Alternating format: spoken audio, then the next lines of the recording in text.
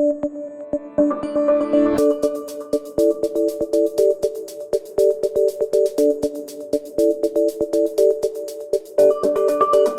now going to move to our second principle. This principle is very related to the first, and it's called avoid digital drift.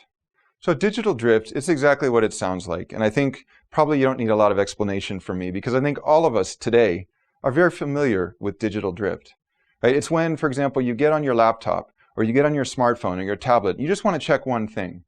But all of a sudden you find yourself there 2 hours later and you say, well, what have I been doing for the last 2 hours? Checking pictures of people I'm calling my friends who I actually haven't seen in 20 years and actually didn't like them back when I knew them.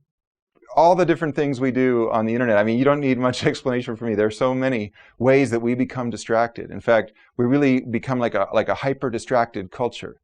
Well, the problem with this is that those 2 hours you spent in digital drift are 2 hours you could have spent focused on your life vision, on your core values, on developing that vision, and on choosing behaviors that will help you move toward it. That's really what focus is about. Focus is about alignment.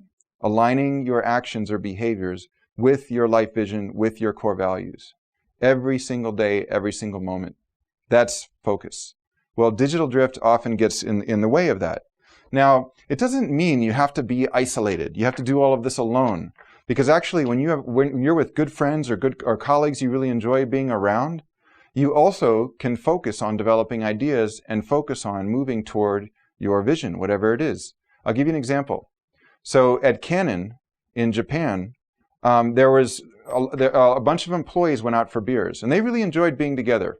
So they were out having fun and having a few drinks, and all of a sudden, one of the employees just stood up from the table and said, "I've got it!" And he's holding a beer can in his hand, and people are looking at him like, "What's wrong with this guy?" Well, what he then said is, he said, "Okay, I've got the solution to our problem. 93% of the problems with our copiers are in the copier drum. Let's make it disposable, like a beer can." They did, and saved millions of dollars. Right? So sometimes we have to get out of our normal routines, and having good friends, having people we care about, good colleagues that we enjoy being around can also help us to do that. So that's also part of focus. It doesn't have to be an isolated activity. It can be something you do together with the people you really care about. So I have got a strategy related to avoiding digital drift that I want to share with you. And I call it rebrand your inbox. Okay? So let's call your inbox what it really is. Right? So when you say, okay, I want to leave by 6 o'clock or 6:30 and go have a life, right? So my whole life is just not my career. Because part of focus, we said, is walking around the lake, right? It's walking and watching the sunset. It's going and meditating. It's taking time to think about what you really care about.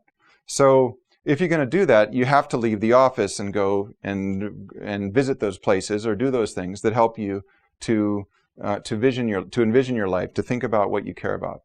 So if you say, well, I'm going to leave at 6, but at 5:30, I'm going to check my inbox one last time. Well, I got a surprise for you. You're probably not going to leave at 6. You know why? Because here is the real name of your inbox. New work. Every time you open your inbox, you're saying, I want to do new work. So if that's what you want to do at 5:30, knowing it may take you till 8 p.m. to really finish checking all those emails, then go ahead. But know that this digital drift is not just about drifting and surfing the internet, doing things we don't want to do. We also get so many emails that are such a source of stress. There's been a number of studies that actually emails are synonymous with stress now. In fact, one study by Stephen Barley at Stanford University found that no matter how many emails you check, your email-related stress does not decrease. So we have that holy grail of the empty inbox, but it never happens. I've got news for you. When you die, your inbox will not be empty. Go home, go do something to really think about your life, and then you're going to know what to focus on.